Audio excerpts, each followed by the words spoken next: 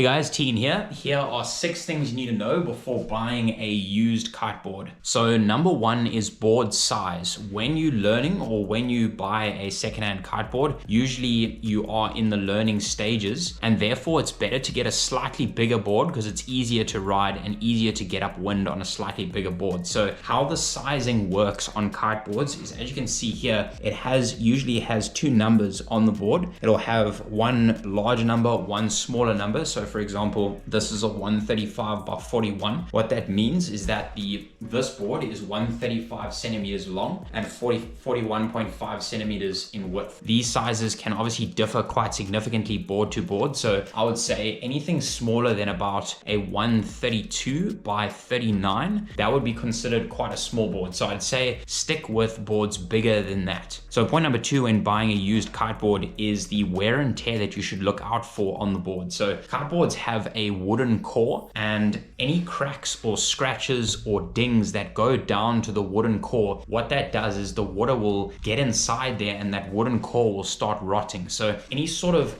surface scratches, minor surface scratches like this are not an issue at all. This is just general wear and tear. Even little dents and dings and chips that don't go down to the wooden core are perfectly fine, like that little ding over there that I fixed with resin. You should be able to quite easily see a crack or a scratch that goes down to the wooden core. Again, I'd highly recommend steering away from boards that have that kind of wear and tear, especially if they haven't been repaired professionally or haven't been repaired properly, and that opening or that gap to the wood has been open for a while and salt water has managed to get in there. Then any cracks that you can see across the board or in the board at all, obviously avoid that board completely. Then number 3 to look out for on used kiteboards are the straps or the bindings. So these are actually very expensive relative to the price of a board. So when buying a secondhand board, often you'd think, oh, I'll just buy the board and I'll buy the straps separately. But often when buying a used board, new straps can actually be just as expensive as the board itself. So usually what will happen is the straps will crack along the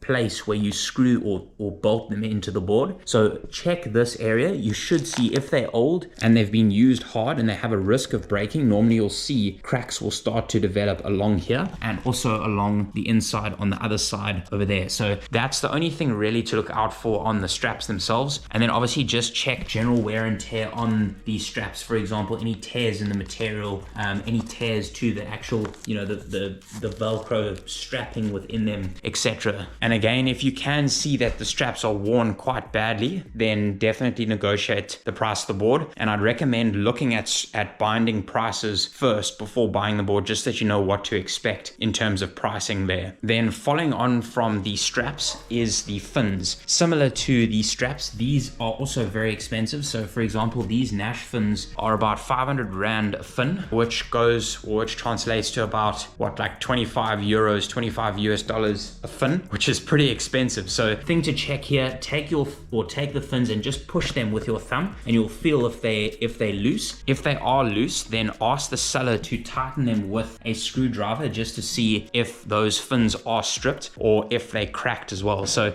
generally, if a fin is cracked, you'll see the cracks run up where the screw goes into the fin. So just check for that as well. Then the last thing to mention when buying a used kiteboard, especially if you're a beginner, is just in terms of the design of kiteboard that you buy. So when you're a beginner, generally speaking, you will be riding the board very flat, and therefore I'd recommend getting a board with a lot more flex. So this is a Monarch. For those of you who don't know the Monarch, this is a very stiff board. So to check a board's flex, just kind of put your foot at the bottom, put your hand on the top, and then dig your knee in. So just give the top a pull and you'll easily be able to see how much flex your board has. So as you can see here, I don't know if you can really see there, but this board has pretty much no flex whatsoever. I like this style, but you have to ride it on its edge. So you have to ride it on its edge like that.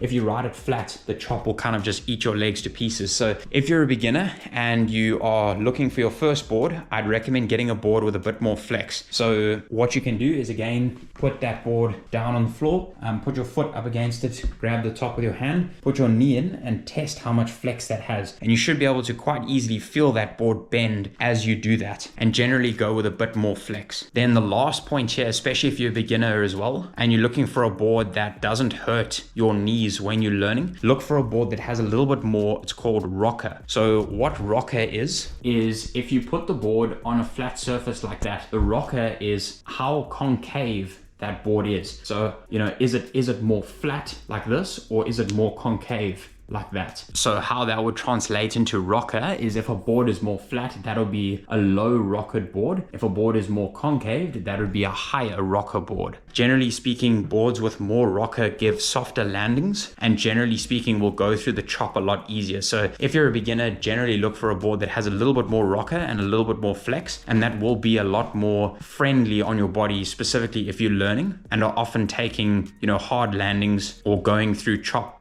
quite aggressively, because you're still kind of working on your riding style. Then one last thing I thought I'd mention as a little bit of a bonus tip is, from a seller's perspective, generally it's quite hard to sell a secondhand kiteboard because those boards last a lot longer than the kites do. So if you're looking to buy a secondhand kiteboard, generally know that you are in the stronger position from a negotiation perspective, because from personal experience, it is a little bit more difficult to sell a secondhand board than it is to sell a secondhand kite. So just keep that in mind when going into that negotiation, that don't be scared to push the seller a bit in terms of price. So that was it. Hopefully that was a help. Let me know if you have any questions, and we'll see you in the next one. Bye for now.